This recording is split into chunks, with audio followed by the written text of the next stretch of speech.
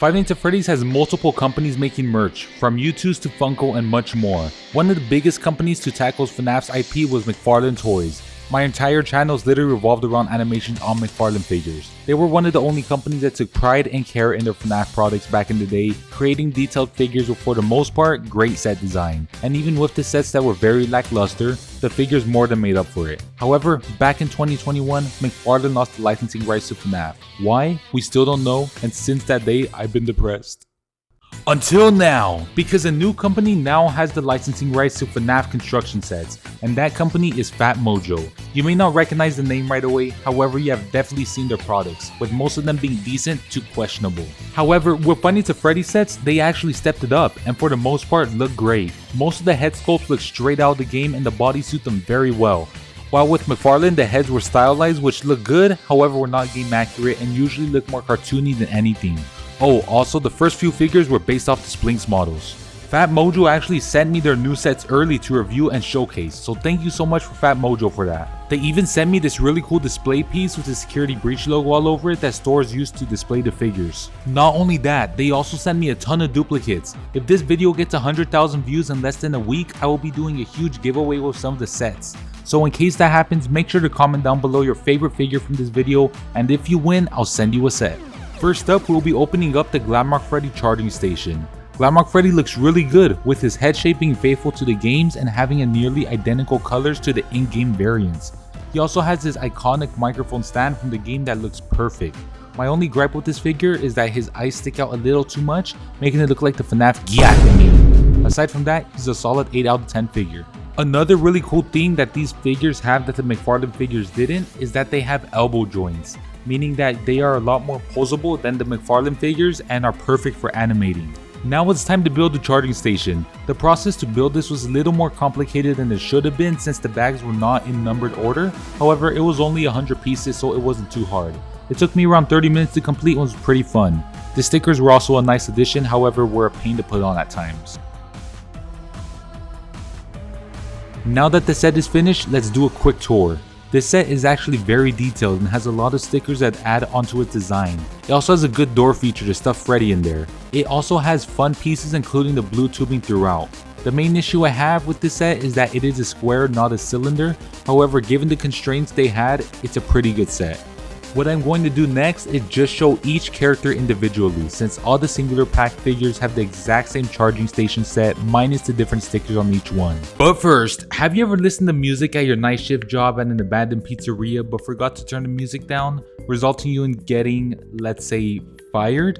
Well, with everyday Raycons, you can listen to your music in high definition without disrupting the other employees. Raycon's thoughtfully engineered earbuds have undergone multiple design iterations to perfectly conform to the natural shape of the human ear. Whether large or small, unlike pre-molded earbuds that lack adjustable cushion sizes, Raycon design ensures a comfortable fit for long listening sessions without causing discomfort.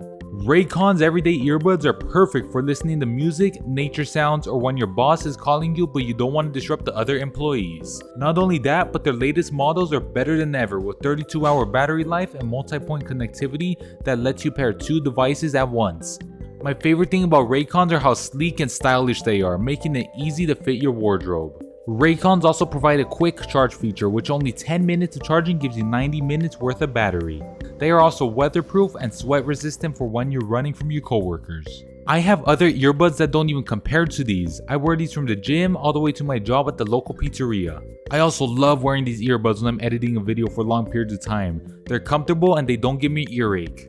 If you want to grab one of these stylish earbuds, make sure to go to buyraycon.com/ENDERTRAP CO to get 20% off site-wide. If you have been looking for new earbuds and these sound like the right fit for you, make sure to use my link. It helps support the channel and makes videos like these possible.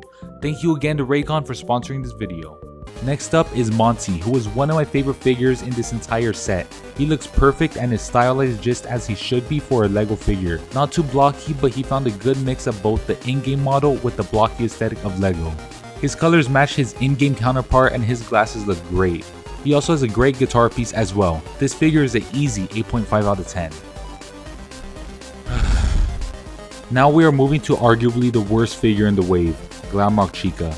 Glamrock Chica isn't bad, however she looks more like a figure of an Angry Bird character with a body than she does, well, Glamrock Chica. Her colors are great and she has a great guitar piece. Her torso and legs look good, however, her face can't get past that. This figure is a 6 out of 10. Next up is Roxanne. She is by far the best figure in the wave with the most accurate headpiece and most detailed of the bunch. Her head's proportions matches her body's perfectly. Just like the other 3 figures, they found a good mix of blocky and accuracy with her body. Plus, her guitar piece is ripped straight out of the game. 10 out of 10 figure, would recommend. Last and potentially least, we have Shattered Freddy, who I don't believe was supposed to be in this wave since his charging station has Vanny on it. I could tell this figure was rushed since the mold is the exact same as Glamrock Freddy. The only difference is that they splatter black paint all over it. 5 out of 10 figure. Next up is the best part of this wave, the largest set, which is the show stage set. This set has a very cool box art with 3D renders of the figures as well as a detailed look of the show stage. The show stage includes 3 out of 5 figures with no differences. It includes Freddy, Roxanne, and Monty. The best part about this set is that the bags are numbered so it is much easier to follow along than the charging stations. The build process for this set was very fun, with a lot of easy techniques and very detailed design. This set gives you a little bit of everything from Security Breach, including the character rooms, backstage, and of course, the main stage. This set also has a really nice custom sign piece that are made out of thick vinyl type material. In the old McFarlane sets, all their signs and details were made out of either paper or cheap plastic that would bend and fold easily. And for animating, they would get ripped up super fast. This set is straightforward and only took me less than 2 hours to complete.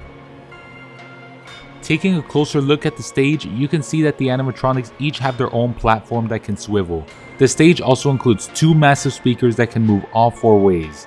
You also have these steps that lead up to the center, which is a very nice attention to detail. And above, you have a pole with 4 spotlights on it, which looks good, however is very flimsy and isn't grounded enough, so if you move it slightly, it'll just come out of place. Behind the show stage, you have the backstage, which is simple but very nice. You also get access to the 2 green rooms, from there acting as sort of a hallway. The 2 rooms included in this set are Glamrock Freddy's and Monty's. Looking at Freddy's room, you can see that it is relatively simple, however has lots of details from the game, including his mirror and images of himself. As for Monty's room, it is much more detailed and includes this really well built arcade machine that can be removed and used in other sets. The rooms are a bit small but can barely fit each figure. Behind both rooms, you get a little more detail with Freddy's charging station and this poster. This set is really good bang for your buck and includes the 3 best looking figures in this wave, which was a great choice by Phatmojo. You also get a little palm tree in this set, which is pretty cool. all, Phatmojo has outdone themselves, exceeding my expectations for this wave with all the figures being high quality and durable. These are much easier to animate than McFarlane figures as well, and perfect as a simple playset. Thank you again to Phatmojo for sending me these sets, I am incredibly grateful. And remember, if this video gets 100,000 views in the first 7 days of going live, I will be giving away a few of these sets to a few lucky subscribers. So make sure to comment down below which set you like the most and you might be chosen to receive that set.